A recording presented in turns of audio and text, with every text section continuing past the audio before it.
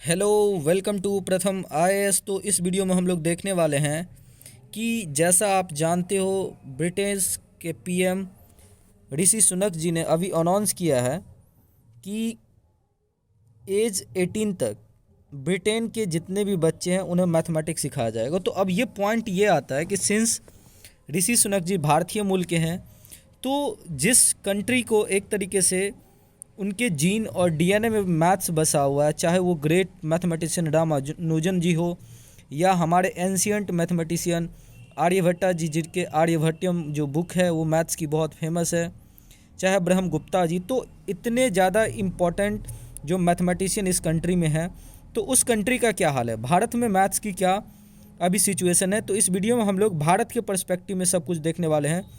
तो अगर अभी तक आपने प्रथम आईएएस को सब्सक्राइब नहीं किया देन डू सब्सक्राइब। तो चलिए बिना किसी देरी के हम आप सभी को यहाँ पे ले चलते हैं आज के डिस्कशन की तरफ। तो जैसा कि आप जानते हो कि सबसे पहले मैथमेटिक्स, देखिए सिंपल अर्थों में अगर आप मैथमेटिक्स को कहोगे ना, तो ये हार्ट ऑफ द साइंस है।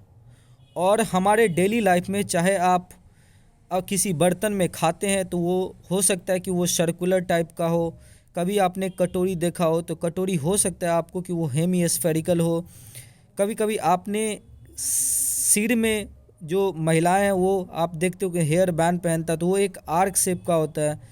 तो हमारे लाइफ में डिफरेंट डिफरेंट जगह पे, चाहे आप किसी ब्रिज पे जाते हो तो उसके नीचे जो स्लुइस गेट होती है वो आपको ट्रेपीजियम नज़र आएगा, चाहे आप रास्ता को देखिए एक स्ट्रेट लाइन रेक्टेंगुलर पाथ नज़र आएगा, चाहे आप घर में किसी जगह देखिए तो वहाँ पे सिमेट्रिकली आपको जो पिलर है वो सर्कुलर दिखेगा या आप सिलेंड्रिकल टाइप का दिखेगा, रॉड दिखेगा। तो क्यूब, क्यूबाइड, ये सारी चीज़ें जो है ना कहीं आपको जब किसी ब्रांच जिसमें आप उस शेप, क्वांटिटी और उसके अरेंजमेंट के बारे में पढ़ते हो तो वो सारी मैथमेटिक्स के अंतर्गत आती है। और इसका सबसे इम्पॉर्टेंट योगदान आजकल, चाहे आप कितने भी आप ऑटोमेशन ले आओ, चाहे वो आपकी मशीन लर्निंग हो या मैथ्स से रिलेटेड कोई प्रोग्रामिंग आपको करनी है, तो उन हर जगह पे जो है ना आपको आजकल मैथमेटिक्स का नीड होगा। तो सबसे इम्पॉर्टेंट यहाँ एग्ज़ाम पर्सपेक्टिव से कि अगर आपसे पूछे कि who is the father of Indian mathematics, तो आप आर्यभट्टा जी को बोलोगे, ठीक है। और ये जो है ना बहुत सारे इम्पॉर्टेंट फार्मूला, ये बहुत बड़े एस्ट्रोलॉजर थे, तो ये सारी चीज़ें तो अपने आप।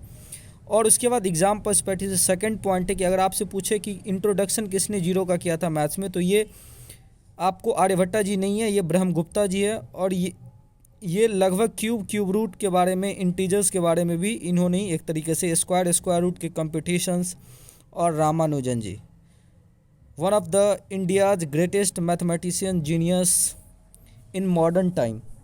और इन्होंने Hardy, Ramanujan, Littlewood circle method से नंबर थ्योरी पे बहुत ज़्यादा इन्होंने काम किया, elliptical function, continued fractions, partial sums, product of hypergeometric series, infinite series, इन सब पे इन्होंने बहुत ज़्यादा चीज़ें लिखा। अब पॉइंट आती है कि भारत में करंट में क्या चला। तो हमारी आज़ादी के बाद पहली कमीशन, कोठारी कमीशन 1964 से 66 के बीच में, इन्होंने बहुत बारीकी से इम्फेसिस किया मैथमेटिक्स और साइंस पे हमारे एजुकेशन सिस्टम में। और इस एजुकेशन सिस्टम ने एक रिवॉल्यूशनरी खोज की, और फिर भारत की जो डेवलपमेंटल नीड्स थी उसमें मैथमेटिक्स को कैटर करने का यहाँ पे कोशिश किया गया, जो इंडिया की नीड थी उस टाइम पे। और फिर क्या हुआ कि बच्चों ने भर भर के जो है ना अपनी नॉलेज मैथमेटिक्स में डायरेक्टली इम्प्लीमेंटेशन में लाया। और फिर आपने देखा कि एक रिवॉल्यूशन आया यहाँ पे कंप्यूटर साइंस का, जहाँ पे हम लोगों ने इसको अच्छे तरीके से यूज किया। और भारत आज कहीं ना कहीं रोबोटिक्स को इस कदर अपना लिया है कि हमारे यहाँ भी आप एक तरीके से बोल सकते हो जो इंडस्ट्री है उसकी 4.0 स्टार्ट हो चुकी है। और ये जो सेम फिलॉसफी है, ये सेकंड जो हमारी नेशनल एजुकेशन पॉलिसी 1986 में, और उसके बाद फिर 2020 में अभी आया है थर्ड एजुकेशन पॉलिसी, उसमें भी देखा गया मैथ्स को हम लोगों ने एक तरीके से बच्चों के व्हीकल के तरह, उनके सर्वांगीण विकास के धुरी की तरह उसको लिया, और फिर हम लोगों ने उसे एक तरीके से कंटिन्यूड किया, जैसे कि कोठारी कमीशन का रिकमेंडेशन था पहले कि बच्चे मैथ्स जब पढ़ते हैं तो उनमें सोचने की उनमें जो है ना एक क्रिटिकल एनालाइज करने की जो क्षमता आती है, और फिर वो लॉजिकली और एक तरीके से बोल सकते हैं जो उनकी तार्किक क्षमता होती है उसको बढ़ाने का काम करता है। बट ये सब का इम्पैक्ट फिर सर्वे के थ्रू क्या कहता है, तो जी हाँ, अगर आप सर्वे के थ्रू देखोगे तो करंट टाइम में mathematics remain a core subject in school. देखिए मैं आपसे एक यहाँ पे एमसीक्यू पूछता हूँ। आपने सुना था कि भारत में स्कूल रिपोर्ट आती है, education school report, specially primary sector. आप बताओ हमें कि वो कौन सा जो है ना आपको ऑर्गेनाइजेशन जो जारी करता है आपको, ठीक है। देखिए तो जो मैथमेटिक्स है वो कोर सब्जेक्ट तो है ही, साथ ही साथ आप देखते होंगे कि कुछ बोर्ड है, यूजुअली तो ऐसे इंडिया में जितने भी स्टेट है सारे बोर्ड में यहाँ पे मैथमेटिक्स कंपलसरी की तरह ही काम करता है। और आपने सुना होगा कि बिहार यूपी के बच्चे मैथ्स में बहुत ज़्यादा इंपॉर्टेंट होते हैं, और रीज़न भी है क्योंकि मैथ्स उनकी बहुत ज़्यादा टफ होती है। दूसरी चीज़ें यहाँ पे पॉइंट आता है कि जनरल और बेसिक मैथ्स है क्या। तो देखिए बेसिक्स मैथ्स कहने का मतलब जो आप रेगुलर जो आपकी जीवन में एप्लीकेशंस आएगी, चाहे आप वो सर्कल क्या होता है या आप स्फेरिकल क्या होता है, इसके रिलेटेड जो जितने भी ज्योमेट्रिकल शेप्स होते हैं उसकी जानकारी प्राप्त करना। जो स्टैंडर्ड मैथमेटिक्स होता है जैसे रेगुलर अलजेब्रा, सिंपल वर्जन्स जहाँ पे आपको एप्लीकेशन बेस्ड नॉलेज मिलता है, फिर आप ज्योमेट्री सीखो, फिर आप उसमें मेंसुरेशन, ये सारी चीज़ें जो बेसिक्स होती है जो आपकी डेली लाइफ में यूज होती है उसको यहाँ पे एक तरीके से स्टैंडर्ड और बेसिक मैथमेटिक्स बोलते हैं, ठीक है।